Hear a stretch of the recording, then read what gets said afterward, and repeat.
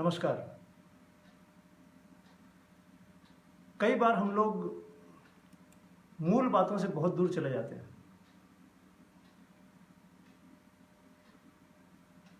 मुद्दा कुछ और होता है और हम कहीं और खिसक जाते हैं। ऐसी एक मूल बात है हमारे विधायक का चुनाव।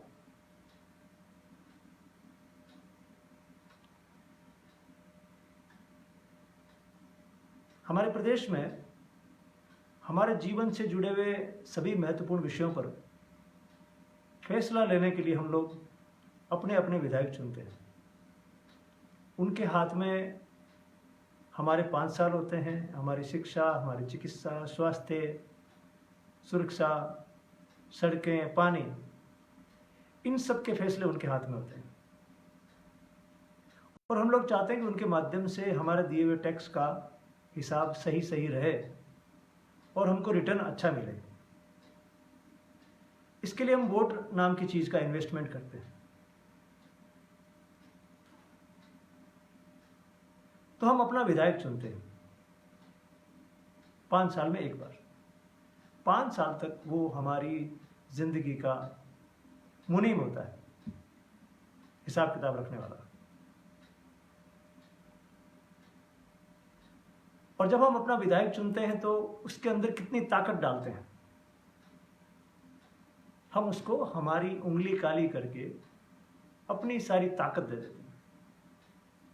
और जब 2.5-3 लाख लोग किसी एक व्यक्ति को अपनी ताकत देते हैं तो कितना ताकतवर होता होगा।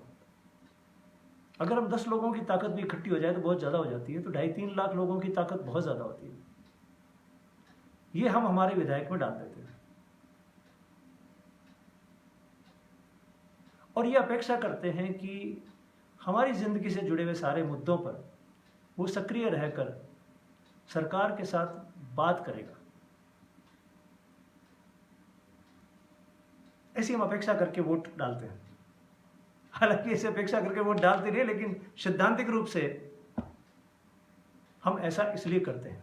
हम वोट इसलिए देते हैं, हम विधायक इसलिए चुनते हैं। और ये सारे विधायक 200 के 200 राजस्थान में जाकर विधानसभा में इसी भावना से काम करें तो राजस्थान की स्थिति एकदम अलग दिखाई देगी, जैसी हमने 70-80 साल पहले सोची थी। लेकिन ऐसा होता नहीं है। क्यों नहीं होता है? क्यों आपके चुने हुए विधायक उस भावना से काम कर पाते हैं जिस भावना को संविधान में लिखा गया है, या जिस भावना के लिए आज़ादी का आंदोलन हुआ था? वो ऐसा क्यों नहीं करते? वो जनहित में अपने आप को समर्पित क्यों नहीं करते? अपवाद को छोड़ दीजिए। आपको लगे 1-2 लोग हैं जो अपवाद हैं, उसको छोड़ दीजिए। 200 में से 20 को छोड़ दीजिए, तो भी 180 बचते हैं कि जो उस भावना से काम नहीं करते। उसका कारण क्या है? पहला कारण, उनका प्रशिक्षण नहीं है। ना उनका स्कूल में ही प्रशिक्षण हुआ, ना कॉलेज में हुआ, और ना चुने जाने के बाद उनको कोई प्रशिक्षित करता है कि विधायक होने का ये अर्थ है। फिर उनका मन भी नहीं होता है कि वो उस भाव से काम करें, क्योंकि उस भाव से काम करेंगे तो चुने जाने के लिए जो जो जतन वो करते हैं वो करने की जरूरत नहीं। 1 करोड़ रुपया लगाने की आवश्यकता ही नहीं। तो अगर 1 करोड़ रुपया लगाकर कोई विधायक बनता है तो फिर उसका मन नहीं होगा ये सब काम करने का, जो मैं अभी कहना चाहता हूं। फिर उनके ऊपर कोई नियंत्रण नहीं, ना ऊपर का नियंत्रण, ना नीचे का नियंत्रण। ऊपर का यानी मुख्यमंत्री का या पार्टी के अध्यक्ष का नियंत्रण नहीं होता है। नीचे का यानी जनता का नियंत्रण नहीं होता है। इन सब कारणों से विधायक वो सारे काम नहीं करता जो उसको करने चाहिए। मैं आज ये बात इसलिए कह रहा हूं कि आप और हम सभी वोट देते आए हैं और आगे भी देते रहेंगे। हम किसी न किसी कारण से किसी न किसी को विधायक चुनते रहेंगे। लेकिन ये तो पता हो कि हम विधायक क्यों चुनते हैं, विधायक का काम क्या होता है, ये मालूम होना चाहिए। अभिनव राजस्थान पार्टी ऐसी पार्टी है जो जनता में लोकतंत्र की भावना मजबूत करने के लिए काम कर रही है। लोगों को अपने अधिकारों के बारे में, अपनी जिम्मेदारियों के बारे में पता चले और इस लोक व्यवस्था के बारे में ज़्यादा से ज़्यादा जानकारी मिले। ये हमारा पहला उद्देश्य है, इसलिए हम ये बात छेड़ रहे हैं और कोई पार्टी ये बात करेगी नहीं। और इसीलिए हम कहते हैं हम लोकनैतिक पार्टी हैं। बाकी राजनीतिक पार्टियां जो राजनीति करती हैं, राज में आने के लिए उनकी नीति कुछ ना कुछ होती रहती है, और हमारी लोक नीति हम चाहते हैं कि लोक हित पहले हो, और इसके लिए क्या क्या नीतियां बन सकती है, क्या क्या बातें हो सकती हैं, उनको हम करें। ये कार्य है। अब आप कहेंगे कि अभिनव राजस्थान में विधायक होगा तो किस प्रकार से काम करेगा। तो ये बात जब हमने पिछला चुनाव लड़ा था 2018 का, तो हमने अच्छे से जनता के सामने रखी थी। राजस्थान के अनेक विधानसभा क्षेत्रों में हमारे प्रत्याशी गए थे और उन्होंने स्टाम्प पर लिख कर दिया था, लीगल स्टाम्प पर लिख कर दिया था, अगर यहाँ की जनता हमको अपने विधायक के रूप में चुनती है तो हम इस प्रकार से कार्य करेंगे, और अगर हम ऐसा काम नहीं करते हैं तो हमारे खिलाफ जाकर किसी भी सक्षम न्यायालय में बात दायर कर दीजिएगा और हमको पद से हटा दीजिए। ये हम खुद लिखित में दे रहे हैं। ऐसा नहीं कभी कोई कानून है जिससे आप किसी विधायक को उसके पद से हटा सकते हैं, जनता नहीं हटा सकती। कोई ऐसा काम करे तो हट जाए अलग बात है, लेकिन जनता नहीं हटा सकती। हम एफिडेविट पे लिखकर, लीगल एफिडेविट पे लिख के लोगों के सामने गए कि अगर आप हमारे साथियों को विधायक के रूप में चुनते हैं तो ऐसा काम करेंगे। वो क्या क्या काम करेंगे, मैं आपको उन कामों के बारे में संक्षेप में बता देता हूं। अभिनव राजस्थान में विधायक का एक कार्यालय होगा, जैसे बाकी सारे कार्यालय होते हैं वैसे विधायक की जो सीट है उसके मुख्यालय पर उसका कार्यालय होगा। और इस कार्यालय में जितनी भी समस्याएं उलझी हुई हैं जनता की, रूटीन की बातें नहीं कि सारे कागज वहीं पर आ जाएं और वो सारे कागज लेके अलग अलग ऑफिस में घूमें, लेकिन जो समस्याएं हैं उन समस्याओं के बारे में बात होगी, उन पर कार्रवाई होगी। जैसे बिजली के बिल यहाँ जमा नहीं होंगे, लेकिन बिजली के बिलों में कोई समस्या आती है उसको डील करने का काम ये कार्यालय करेगा। ये कार्यालय उन सभी कार्य दिवसों पे खुला रहेगा जो सरकार के कार्य दिवस होते हैं। किसी को पुलिस से कोई तकलीफ है, किसी के गांव में पानी की कोई तकलीफ है, तो ये कार्यालय खुला रहेगा। इसके लिए आपको किसी विधायक के घर जाने की जरूरत नहीं है कि वहां जाकर आप पूछें कि विधायक जी सो रहे हैं कि जाग रहे हैं, मिल सकते हैं कि नहीं मिल सकते हैं। आपको उस कार्यालय में जाना है। आप कहेंगे इस कार्यालय का खर्चा कौन देगा, तो इस कार्यालय का खर्चा वैसे भी विधानसभा देती है। आज की तारीख में राजस्थान की सरकार और विधानसभा किसी भी विधायक को एक कार्यालय संचालित करने के लिए पैसा देती है। ये अलग बात है कि वो कार्यालय कभी भी आपको दिखाई देता नहीं है, लेकिन पैसा उठता वहां से, क्लर्क का पैसा उठता है और कार्यालय का पैसा भी उठता है, टेलीफोन समेत। तो ये कार्यालय के लिए उसको अलग से कोई खर्च नहीं करना, केवल जो लिखा हुआ है विधान में उसकी पालना करनी है, पहली बात। दूसरी बात, उसमें पूरा स्टाफ होगा, क्योंकि स्टाफ की सैलरी भी विधानसभा और राजस्थान की सरकार देती है। तो स्टाफ होगा वहां पे, और वो स्टाफ होना आप पर कोई एहसान नहीं है। विधायक का स्टाफ होना कोई एहसान नहीं है, वो तो होना ही चाहिए। तो वो होगा जो बातों को सुनेगा। कार्यालय के खर्च के लिए भी पैसे मिलते हैं, आपको चाय भी पिलाएंगे, पानी पिलाएंगे। आप वहां पर अपनी समस्या को रखकर और निश्चिंत हो सकते हैं कि उस समस्या का समाधान करके, और विधायक का ऑफिस आपको सूचित करेगा कि आपके काम में ये प्रोग्रेस हुई है। ये अभिनव राजस्थान में होगा, अभी नहीं होगा। दूसरी बात, अभिनव राजस्थान का विधायक 1 महीने में 10 दिन फील्ड में रहेगा। 1 महीने में 10 दिन फील्ड में रहेगा। फील्ड में यानी वो गांव में रहेगा, शहर के वार्ड में रहेगा, और लोगों से उनकी समस्याओं के बारे में खुलकर बात करेगा। इसके लिए भी विधायक को पैसे मिलते हैं।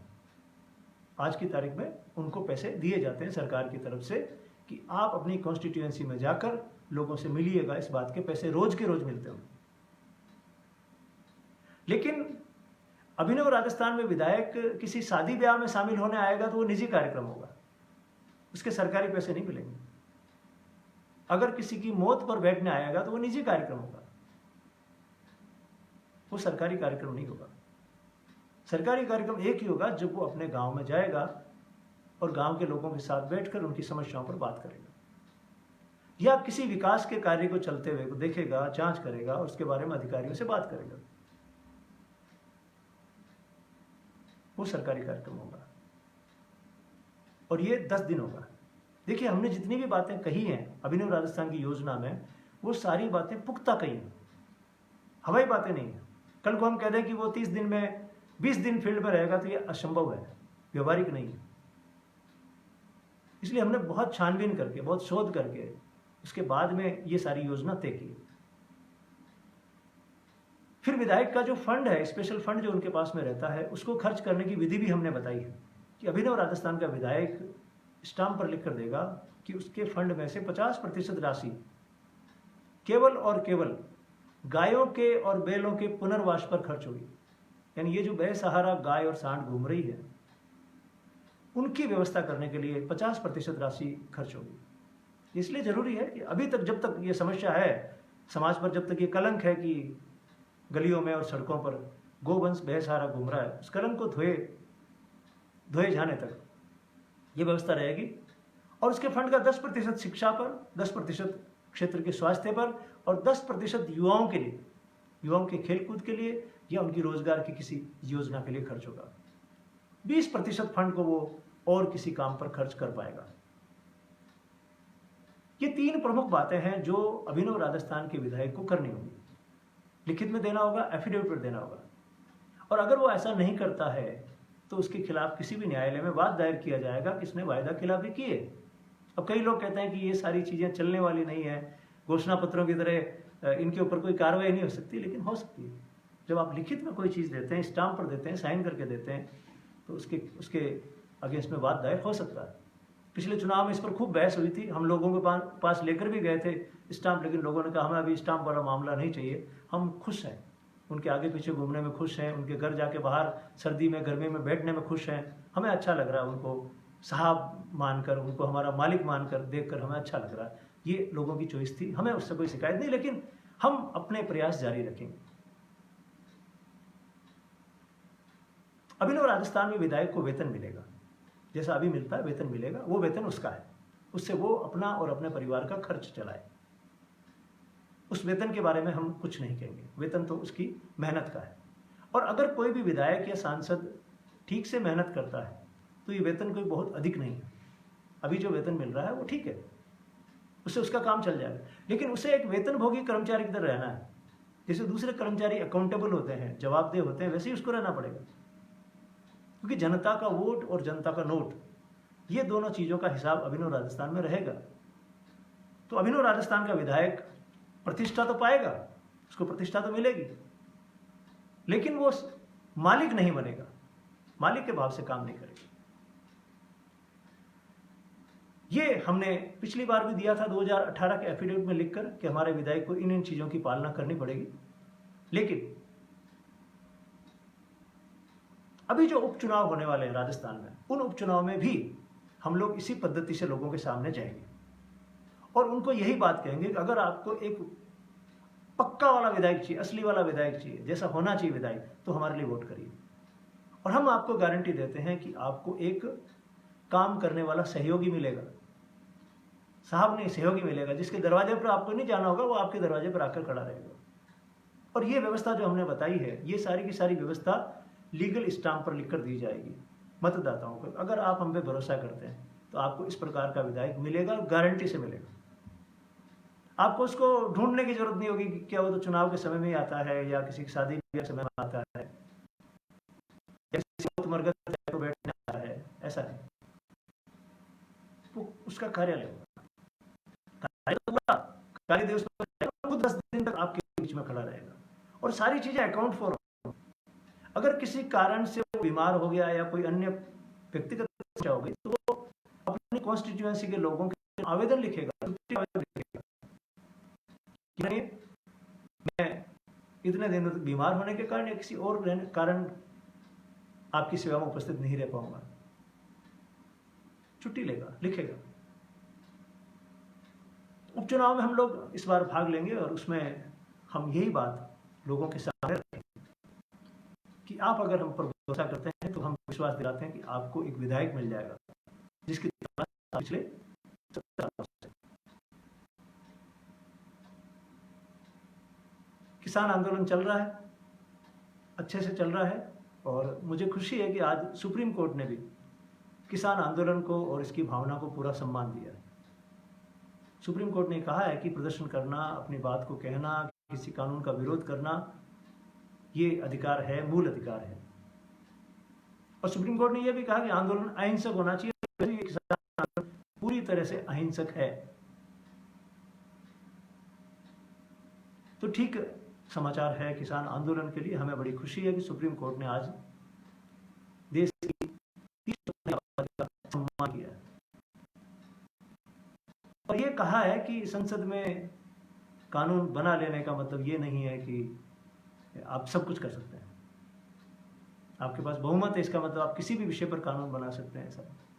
और उन्होंने सरकार को सुझाव दिया है कि वे इन कानूनों को फिलहाल रोक दें और एक बार फिर से बात करें किसानों के साथ। ये अच्छी न्यूज़ है। जो लोग किसानों के खिलाफ लिख रहे हैं, किसान के धंधे के खिलाफ लिख रहे हैं, उनको अपने आप पे शर्म आनी चाहिए। जो भी बातें लिख रहे हैं, वो जो भी उनके दिमाग के अंदर कीड़े हैं, उनको निकाल लेना चाहिए कि किसान सर्दी में, गर्मी में परेशान होकर हमारे लिए अन्न उगाता तो एहसान नहीं करता।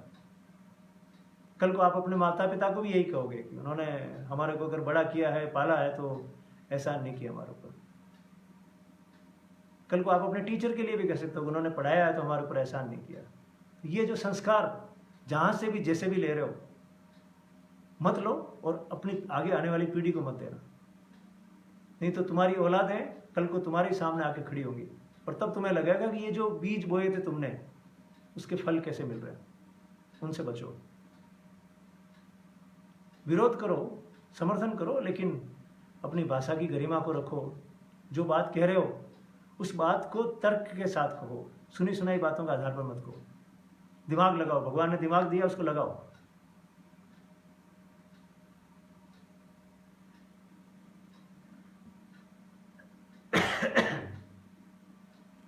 तो ये कुछ बातें थी मुझे आपको विधायक के बारे में कहने की थी कि अपने विधायक को चुनते समय आप लोग ये बातें ध्यान रखें, जो भी उनमें से आपको अच्छा लगे। लेकिन होना यह चाहिए कि आपको अपने विधायक से काम लेना आना चाहिए। आज की तारीख में आपके पास कोई ताकत नहीं है, आप अपने विधायक को वापस बुला नहीं सकते, अगले चुनाव तक आप उसका कुछ नहीं कर सकते।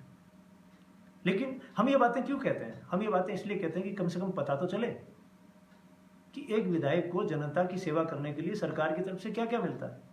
तो कार्यालय का पैसा मिलता है, पैसा मिलता है, का पैसा मिलता है, स्टेशन का पैसा मिलता है, कंप्यूटर मिलता है, टेलीफोन मिलता है, क्या क्या नहीं मिलता है, सब मिलते हैं।